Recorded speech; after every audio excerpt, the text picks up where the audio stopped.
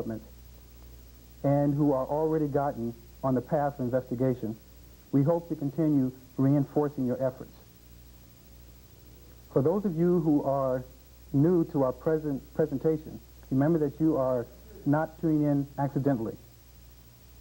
Welcome to the new dawn of the Age of Enlightenment.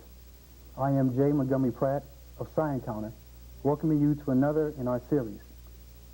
Our guest tonight is Razuli, which means Messenger of Universal Peace and Harmony. Welcome, Razuli. Thank you very much, James. Good to be here. Good to be here. What does universal peace and harmony mean? Universal peace and harmony is all about each man realizing his kinship to each other. The realization that all of us came from the same source, and consequently we were all brothers and sisters, since we're from the same Father, Mother, God, if you would want to call it that. Mm-hmm. The universal peace, which is the promise that we've all been looking forward to seeing made a reality and expecting that it will become so very soon as we approach a new age called the Age of Enlightenment, the Age of Aquarius, sort of infers that before we can be peaceful and loving, we have to be enlightened. And so we're talking about a heaven on earth kind of situation where everybody's a master. Everyone has found love within themselves. They have discovered who they are, have maximized their potential, and there's no need for greed or lust for power and all the other selfishness attendant to those of us who are tailing out of the Piscean age, if you will. Well, usually you brought up masters. Usually people think masters in a point of dominating over other persons. What do you mean by masters in the Age of Enlightenment? Master in the sense of an avatar, of a Jesus, a Buddha. The kinds of possibilities that exist for all of us, as we have been told, and I think inwardly most of us realize that this possibility is a very strong one, and self-mastery is what we're talking about. First, recognizing who we are, what we are, the many selves that we are, all contained in the one self, which is the true self, gets us to the point where with this knowledge and this peace, we're able to master matter, master energy. Mm-hmm. What type of cells are we talking about here? Cells? Yeah, self. You said there were more than one self or more than one I that's contained within the self.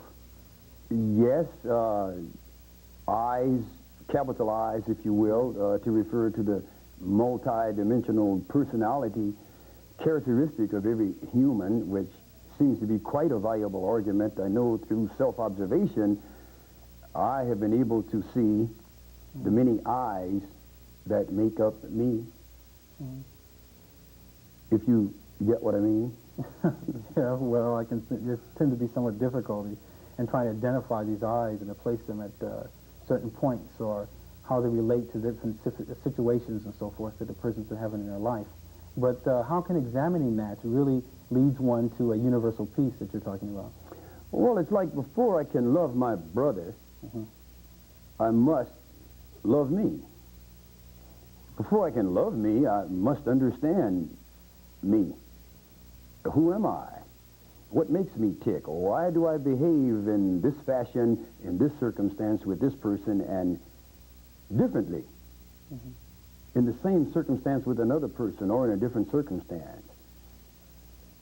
Why is it that there's a I in Rasuli that, if left unchecked, might get quite perturbed and want to strike back mm-hmm. at the feeling that I've been oppressed or harmed in some kind of way? Yet, after I've struck back, another I might look at the whole incident and find it difficult to believe that I could have behaved that way. Mm-hmm. And once I see that I am not always the same person or the same personality or the same I can then begin to have some control over which of the personalities are going to manifest and handle the different situations and encounters that I will have. And once I recognize the multifaceted personality that I am, it enhances my ability to be patient and understanding and kind toward my fellow man. It's like, let there be peace on earth, but let it begin with me.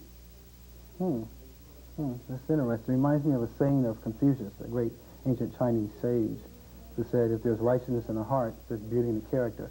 If there's beauty in the character, there's harmony in the home.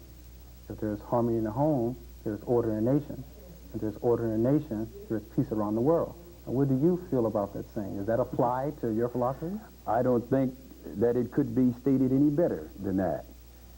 As a matter of fact, with the beginning, with each one of us, the individual trek, as I gathered from the introduction to your program, I, by the way, think that's quite a beautiful philosophy to have in offering the possibilities, as you said, to your viewers of the tools available for understanding self, for arriving at that point where self-love is there, and then love can then go out from you to every living thing. Arriving. And that seems pretty remarkable. I can see free will coming into place as something would happen, or maybe predetermined, that we can see by these other definitional factors. And then all of a sudden the free will comes into play and says, okay, my awareness of the situation now changes. You become awake at this point. Oh, okay. You're always exercising your will. Nothing happens by accident. Okay. There is no effect without a cause. So what type of message do you want to sum up this program with? Let there be peace on earth, and let it begin with me.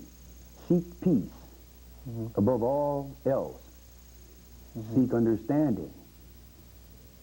Inquire. As your philosophy borrowed from Pliny, the European philosopher, reject not before investigating, lest you fall to the bottom of the pit of ignorance. Thank you very much for ending the program on that note. And I'm glad to have you here, Razuli. Thank you very much for joining us here on PSI-Encounter. Thank you very much. Until next time, peace.